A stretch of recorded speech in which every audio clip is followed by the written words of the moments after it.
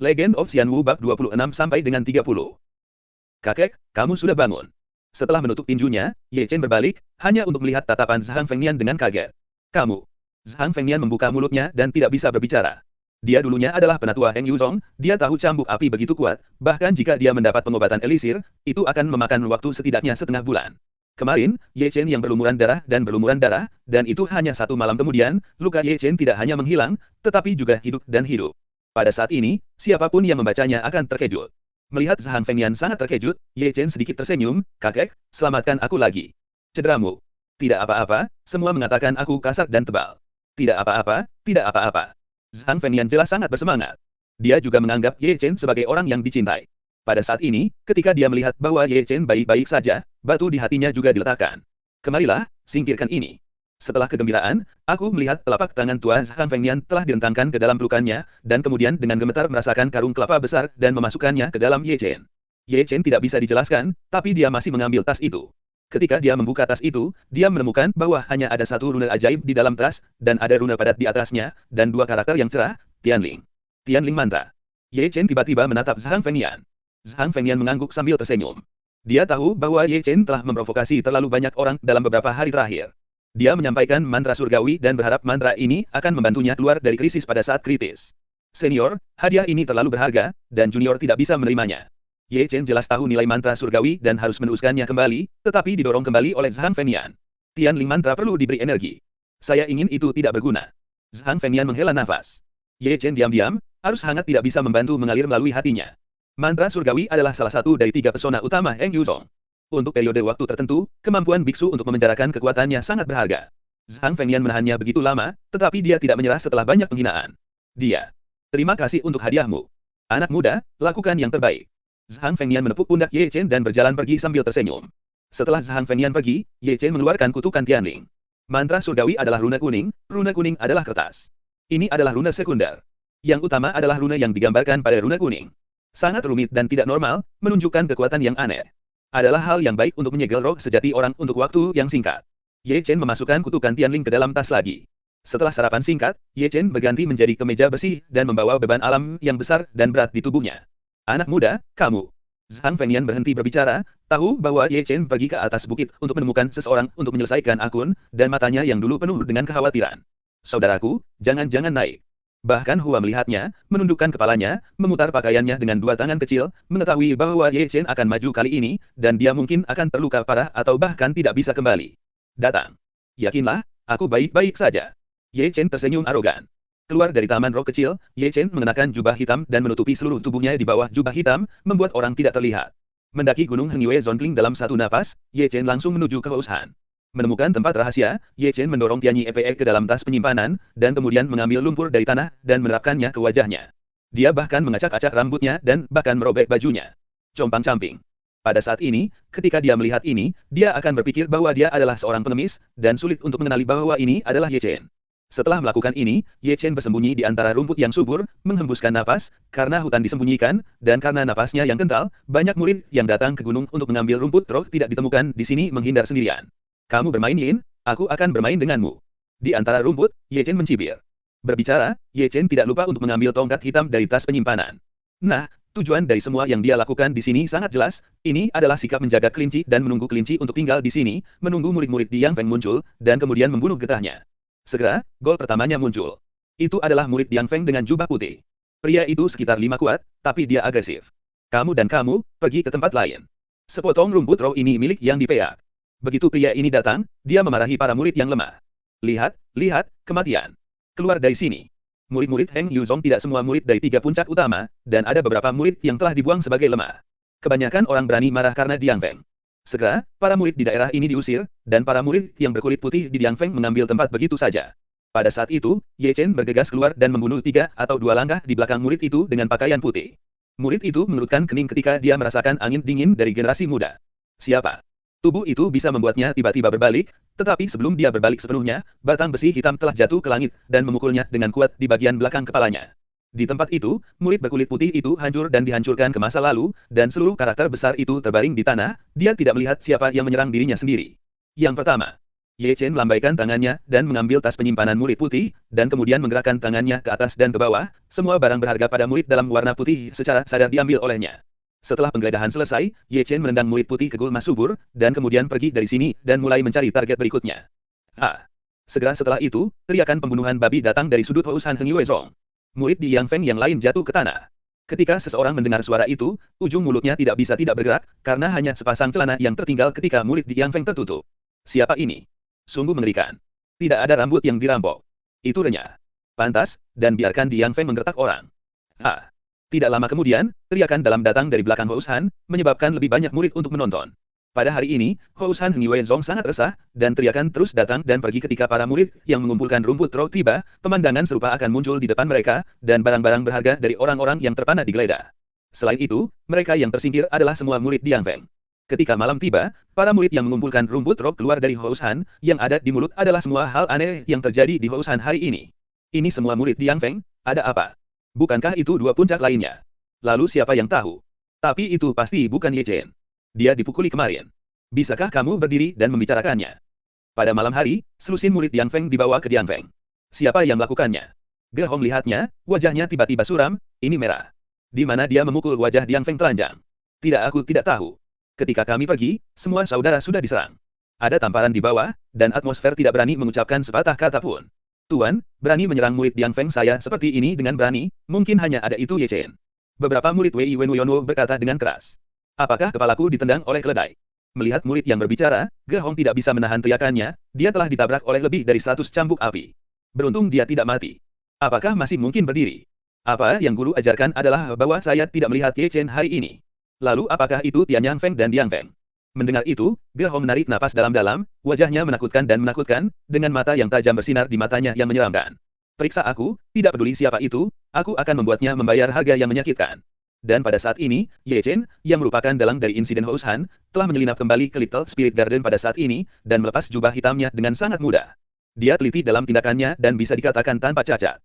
Pertama, ketika dia naik gunung dengan jubah hitam, tidak ada yang tahu bahwa dia adalah Ye Chen, yang berarti bahwa tidak ada yang melihatnya, dan bahwa tidak ada yang melihatnya berarti dia tidak naik gunung, dan bahwa dia tidak punya bukti berada di sana.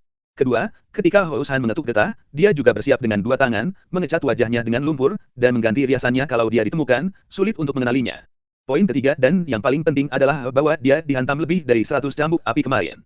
Siapapun yang tidak bodoh akan berpikir bahwa jika dia terkena lebih dari 100 cambuk api, dia akan dinonaktifkan bahkan jika dia tidak mati.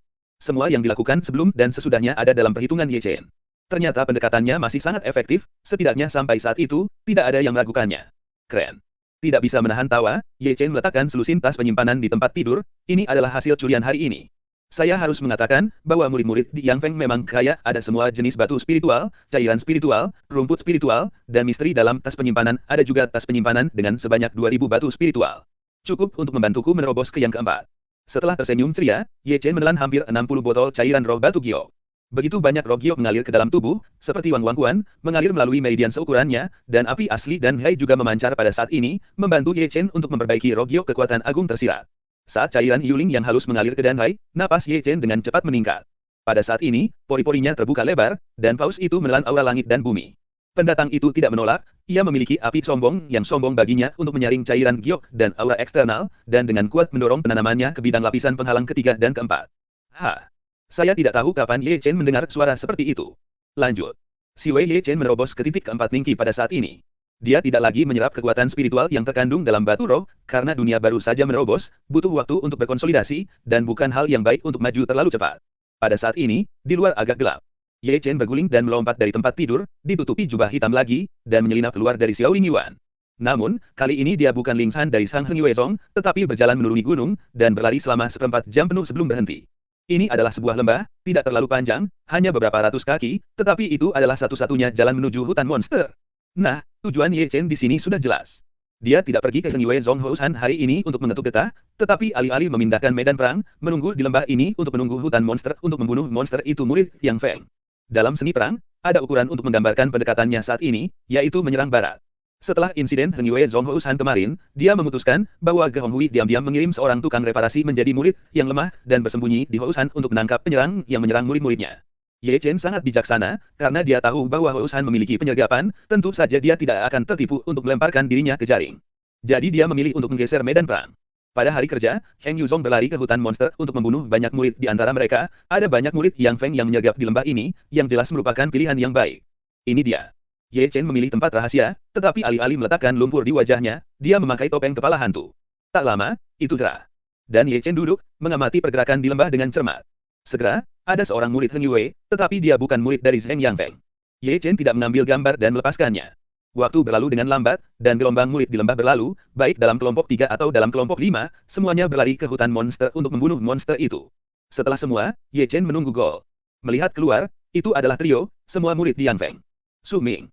Jauh, Ye Chen melihat sosok yang akrab di antara ketiganya, bukankah Su Ming yang menghitungnya hari itu? Ye Chen tahu bahwa meskipun Ge Hong dari Yang Feng yang benar-benar menghitungnya, dan Su Ming ini adalah seekor udang kecil yang patuh, itu adalah fakta yang tak terbantahkan bahwa ia memukul bayi harimau. Ini saja, Ye Chen tidak akan pernah membiarkan Su Ming pergi. Nah, ketika kamu keluar, kamu selalu harus membayar kembali. Dengan mencibir, Ye Chen berkumpul lagi, menunggu ketiganya mendekat. Di antara ketiganya, murid tertinggi adalah murid di puncak Diang, mengenakan gaun ungu, dan puncak ke-6 Ningqi, diikuti oleh murid berkulit tipis di Xing Yi di sampingnya. Jelas bahwa penanaman hanya berlipat 5. Saudara Yang, apa pendapat Anda tentang apa yang terjadi di Houshan kemarin? Su Ming mengangguk dan membungkuk kepada murid yang dipimpin oleh Ziyi. Kemungkinan besar akan 2 puncak lainnya. Kurasa begitu. Murai Xing Yi mengerang, tidak mengherankan bahwa 3 puncak utama selalu bertempur dalam gelap dan 2 lainnya memuncak. 3 kata, sudah di lembah. Pada saat ini, mata Ye Chen menyala sedikit, dan ketika dia akan memulai, dia merasakan ujung lembah, dan seseorang datang dengan cepat. Selain itu, maka itu berantakan. Ye Chen tertidur lagi.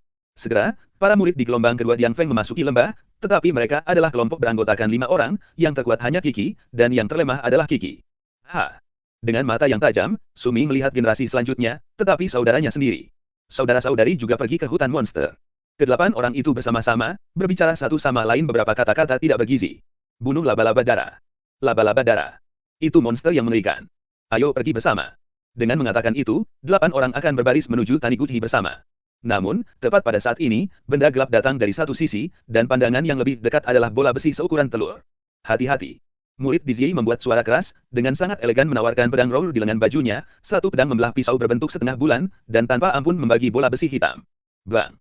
Hanya mendengarkan suara ledakan, bola besi meledak seketika, dan asap hitam tebal menyebar dengan cepat, seluas hampir 20 kaki. Sial, ini bom asap.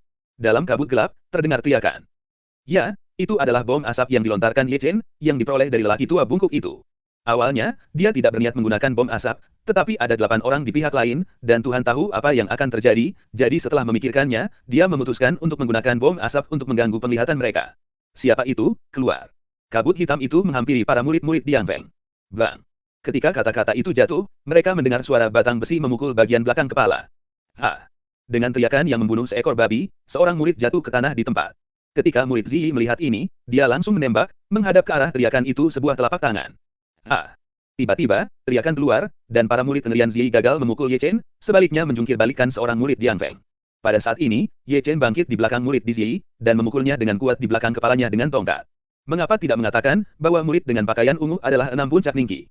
Ye Chen merobohkannya dengan tongkat, tetapi dia tidak menjatuhkannya.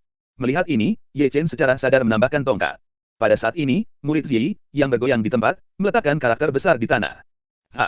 Setelah murid Ziyi jatuh, jeritan datang lagi, dan Ye Chen mengetuknya dengan tongkat tanpa mendiskusikan. Selanjutnya, seluruh lembah dipenuhi dengan jeritan terus-menerus. Dalam kabut hitam, dia tidak bisa melihat dengan jelas, dan dia diserang berulang kali. Ye Chen sering berhasil. Bahkan murid Yang Feng, yang ketujuh, dipukuli dengan tinju, dan kemudian dikirim tidur dengan tongkat.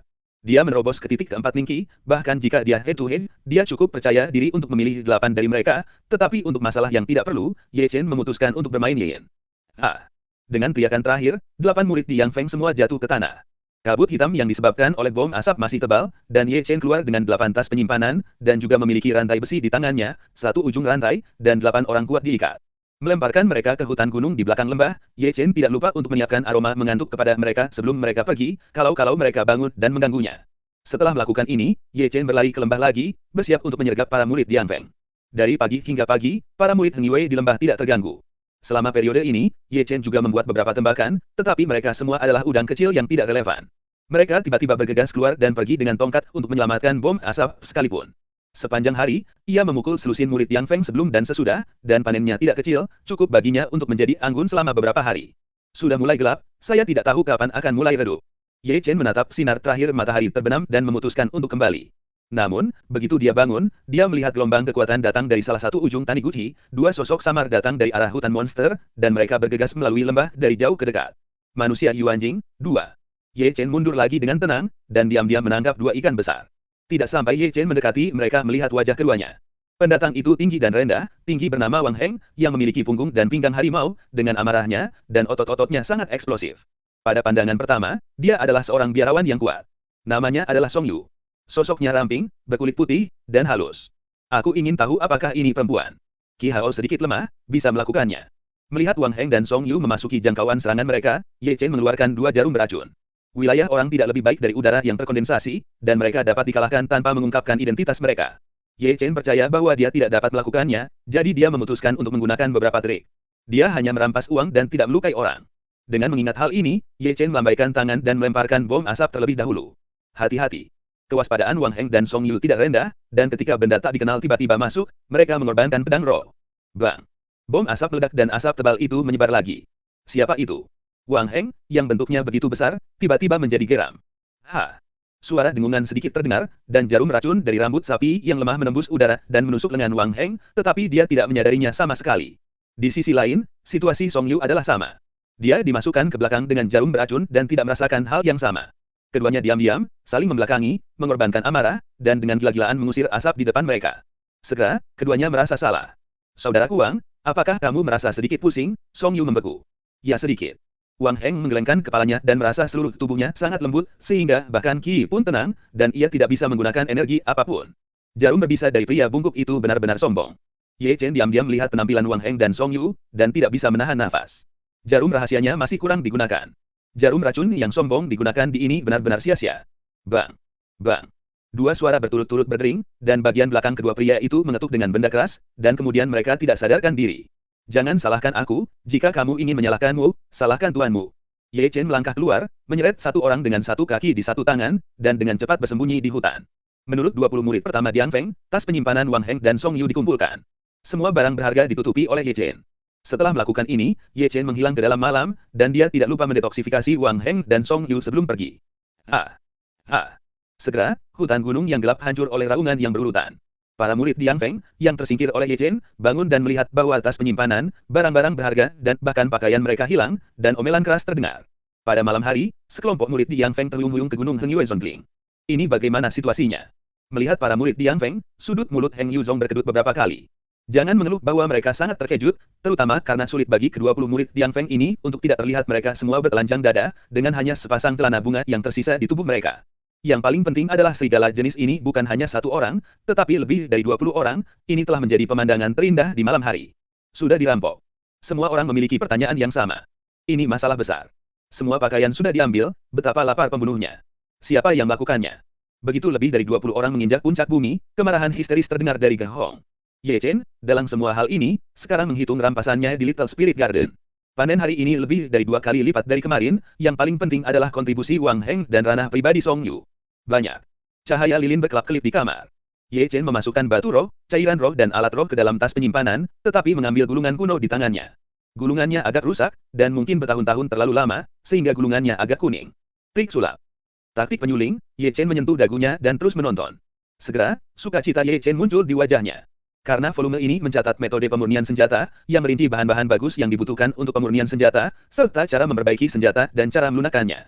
Ini bayi, Ye Chen bertepuk tangan di dalam hatinya. Setelah membaca resep alat pemurnian, Ye Chen mengerang sesaat, dan dia memiliki perhitungan di dalam hatinya, yaitu, membuat senjata sendiri. Meskipun Templar Sword mudah digunakan, itu akan sangat melambat karena beratnya jika Anda membuang Templar Sword dalam duel, kecepatannya akan sangat meningkat. Kemudian, jika Anda memiliki senjata yang kuat di tangan Anda, itu akan menjadi lebih kuat. Memikirkan hal ini, Ye Chen sekali lagi mengambil Refiner Scrolls dan dengan hati-hati menyadari. Dia duduk sepanjang malam. Di pagi hari, dia makan sedikit dan menutup pintu lagi. Tidak sampai pagi dia benar-benar meletakkan gulungan alat pemurnian. Penyuling membutuhkan api, yang dibuat khusus untukku. Mulut Ye Chen tersenyum, dan Wang Hengkong diam-diam menjaga kekayaan alat seperti itu, tetapi dia hanya bisa menontonnya karena dia tidak punya api. Satu tembakan dari tas penyimpanan, dan segera setelah suara jangkrik keluar, senjata roh yang bersinar terbang keluar. Ada pedang roh, pedang, tombak, dan palu godam. Inilah saat-saat ia merampok para murid Diang Feng. Penghasilan. Pada saat ini, dia akan menggabungkan artefak roh ini menjadi satu tungku dan memperbaiki bagian yang paling halus yang terkandung di dalamnya. Lakukan saja. Saat memikirkan itu, Ye Chen memanggil api yang sebenarnya. Dengan gerakan pikiran, api yang sebenarnya berubah bentuk, dan Ye Chen mengembun menjadi kompor. Segera, pedang roh bercahaya dilemparkan ke tungku olehnya, lalu dengan hati-hati mengendalikan api, perlahan-lahan menghilangkan kotoran dari pedang roh, dan kemudian memadamkan bagian yang paling halus dari itu. Segera, pedang roh dicairkan oleh api sungguhan dan suhu tinggi. Jangan Ye Chen memperbaiki menjadi cairan berukuran kepalan tangan. Cairan ini penuh dengan warna belang-belang. Pedang roh bukan kelas atas, dan bahan halus tidak sangat baik. Terlalu banyak kotoran yang didoping di dalamnya. Saat ini, di bawah pendinginan api yang benar, semua muncul. Nyala api naik, Ye Chen tidak sabar, dan perlahan-lahan menghilangkan kotoran dalam cairan. Setelah setengah jam, cairan yang awalnya seukuran kepalan tangan diteliti dengan ukuran kuku, meskipun kecil, tetapi itu adalah bagian yang paling halus. Dengan pikiran, Ye Chen terbang keluar dari cairan seukuran kuku.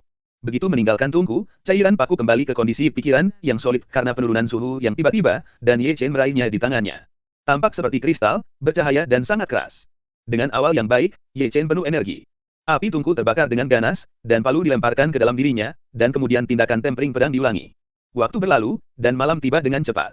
Selama periode ini, Ye Chen gagal berkali-kali, karena dia tidak bisa mengendalikan api yang sebenarnya, sehingga bahkan esensi yang terkandung dalam artefak spiritual disempurnakan menjadi fly ash. Namun, dia bukannya tanpa hasil. Di sebelahnya, ada banyak fragmen kristal kecil dan besar, ini adalah esensi artefak roh.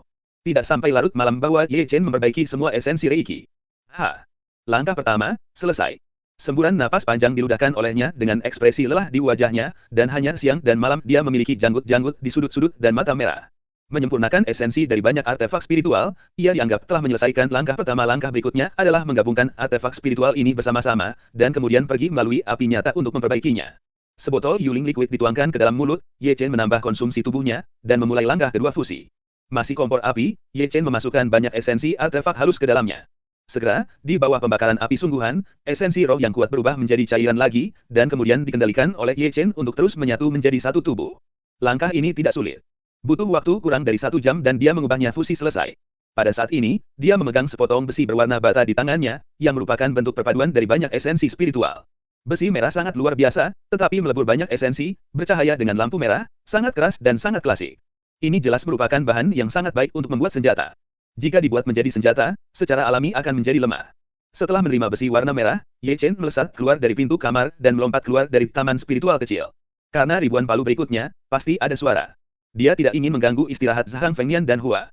Mencari tempat rahasia, Ye Chen sekali lagi memadatkan api asli ke dalam bentuk tungku. Lalu dia menjatuhkan besi merah. Mengambil napas dalam-dalam, Ye Chen dengan hati-hati mengendalikan api, terus-menerus memarahi besi merah, dan mengarahkannya ke bentuk pedang. Ini adalah proyek yang sangat memakan waktu. Ye Chen membutuhkan 6 jam penuh untuk nyaris tidak melatih pedang miskin yang kosong, dan tubuh pedang itu kotor dan kasar. Pokoknya, bentuk pedang ada di sana. Setelah memusnahkan keringat, Ye Chen terus berlatih tanpa urgensi dan mendengkur. Proses ini sangat panjang. Ye Chen pergi dari malam ke pagi hari, dan kemudian dari pagi ke malam. Butuh 3 hari 3 malam untuk bereinkarnasi, dan seseorang tidak pernah berhenti. Sementara itu, pedang miskin yang kosong itu ditusuk setiap inci, dan lubang di tubuh pedang itu dihaluskan olehnya sedikit demi sedikit. Dia seperti seorang pematung dan tidak bisa mentolerir setiap cacat pada pedangnya. Saya tidak tahu kapan, ketika kicau pedang pertama kali berbunyi, wajah Ye Chen yang lelah adalah yang pertama kali menunjukkan senyum puas. Pedangnya, yang bertahan 4 hari dan malam, akhirnya disempurnakan. Pada satu pukulan kompor, pedang merah panjang diguncang dan Ye Chen meraihnya di tangannya. Kemudian, dia memotong telapak tangannya, dan darah mengalir di sepanjang itu, mengalir di sepanjang gagang pedang, dan penuh dengan pedang. Ini adalah pedang pengorbanan darah, tetapi langkah terakhir dalam membuat senjata. Segera, darahnya dicelupkan ke pedang merah dengan kecepatan yang terlihat oleh mata telanjang. Segera, pedang merah bergetar, dan suara dering berbunyi. Lampu merah mekar dan sangat fleksibel. Di bawah bintang cahaya bulan, ada tenda pedang berkedip, yang tampaknya tidak bisa dihancurkan. Memegang pedang panjang, Ye Chen menebas. Bang! Tidak jauh dari sana, sebuah batu terbelah seperti tahu, dan pedang merah itu sangat tajam. Sejak saat itu, kau dipanggil Qi Xiao. Ye Chen mengelus pedang merah itu dengan ringan dan tidak bisa meletakkannya. Ini adalah kerja kerasnya selama beberapa hari terakhir, dan itu juga merupakan produk akhir dari mesin pemurnian pertamanya, yang pasti berkesan. Memegang cenai dan pedang Qi Xiao, Ye Chen berbaring di atas batu dengan nyaman. Besok, terus mengetuk getahnya. Dengan senyum di sudut mulutnya, Ye Chen tidak lupa untuk menatap puncak Diang yang menjulang tinggi di Hengwei Lingshan. Hitung aku, kamu harus membayar harganya. Ye Chen mencibir. Hampir 5 hari telah berlalu sejak Hengwei Houshan mengetuk getahnya, dan Ye Chen Duding memutuskan bahwa Ge Hong telah melonggarkan kewaspadaannya, yang juga berarti bahwa sudah waktunya baginya untuk kembali. Hari berikutnya, sebelum fajar, Ye Chen mengenakan jubah hitam dan pergi ke Heng Yue Lingshan. Untuk pertama kalinya, ia langsung menuju Houshan, berganti menjadi kemeja compang-camping, mengacak-acak rambutnya, mengoleskan lumpur di wajahnya, dan akhirnya bersembunyi di rumputan yang subur. Selesaikan saja tiket ini. Sambil menyaksikan para murid Heng Yue di masa lalu, Ye Chen membuat keputusan seperti itu di dalam hatinya. Dia mengaku bahwa dia dipikirkan dengan baik dan bijaksana. Namun, tidak ada tembok yang tidak bisa ditembus untuk semuanya. Jika Anda ingin melihatnya dengan baik, Anda bisa mengambilnya. Tuhan tahu di mana ada penghilangan yang tidak pernah terpikirkan olehnya, dan itu akan menyebabkan dia bunuh diri. Saat langit benar-benar cerah, siluet Heng Yue Zhonghoushan secara bertahap meningkat. Namun, Ye Chen menemukan fenomena aneh, yaitu, murid-murid Yang Feng yang datang untuk mengambil rumput semangat hari ini, tidak ada dari mereka yang dijelaskan secara individual, atau dalam kelompok 3 atau 5. Pilih rumput roh dan tim. Di antara gulma, mulut Ye Chen mencibir. Tampaknya para murid di Yang Feng telah belajar dengan cerdik, karena takut seseorang mengetuk getah mereka di belakang mereka, maka mereka membentuk tim untuk memilih rumput roh. Memikirkan hal ini, Ye Chen agak kusut. Meskipun dia percaya bahwa kultivasi saat ini adalah ranah dan kekuatan, dia tidak takut pada murid Yang Feng, bahkan jika mereka berada dalam kelompok 3 atau 5, Ye Chen memiliki kepercayaan diri untuk menjatuhkan mereka semua. Namun, ini bukan sebuah lembah. Begitu mereka tidak dipukuli sejak awal, akan ada masalah, dan itu lebih mungkin untuk menarik lebih banyak orang. Itu adalah hal yang paling tidak masuk akal. Saat kusut, Ye Chen melihat sosok yang sudah dikenalnya dari jauh. Matanya merah dan wajahnya suram dan menakutkan, seolah-olah semua orang berhutang padanya seekor burung. Perhatikan baik-baik, bukankah itu Zhao Long? Beraninya kamu keluar sendiri, kamu tidak berani. Ye Chen mencibir dalam rumput liar, dan telah menemukan batang besi hitam dari tas penyimpanan. Namun, ketika Ye Chen hendak pergi, dia menemukan bahwa Zhao Long juga menemukan batang besi hitam dari tas penyimpanan, dan Ye Chen menatapnya di tempat. Ye Chen tidak bergerak, dia menarik lagi. Matanya bergerak seiring dengan sosok Zhao Long. Dia melihat Zhao Long berjalan dengan tongkat besi hitam dan langsung pergi ke belakang seorang murid Tianyang Feng, kemudian tertegun dan turun, dan murid Tianyang Feng itu berbaring di tempat. Ye Chen membuka mulutnya, dan ada di sana di tempat. Biarkan puncak Tianyangmu menghitung puncak diangku, dan biarkan puncak Tianyangmu menghitung puncak diangku. Ketika Ye Chen membeku, maka Zhao Long memukul batang besi lagi dan membanting Tianyang yang lemah itu. Murid Feng. Begitu kata ini keluar, Ye Chen tidak bisa membantu tetapi berkedut. Baiklah. Dalam 2 insiden getah terakhir, Di Yang Feng Gehong dihitung berdasarkan kepala Tian Yang Feng. Melihat ini, Ye Chen di gulma tidak bisa membantu menggosok alisnya. Ini adalah sesuatu yang tidak dia duga, dan targetnya adalah Di Yang Feng, tetapi dia tidak berharap Di Yang Feng menjadi pembunuhnya. Untuk sementara, wajah Ye Chen menjadi sedikit lebih menggairahkan. Dapat dianggap untuk memahami mengapa para murid Di Yang Feng datang ke gunung hari ini. Di mana mereka datang untuk mengambil rumput. Benar saja, teriakan seperti babi terdengar segera dari timur laut. Jeritan lain datang dari barat laut. Jeritan dari tenggara juga diikuti.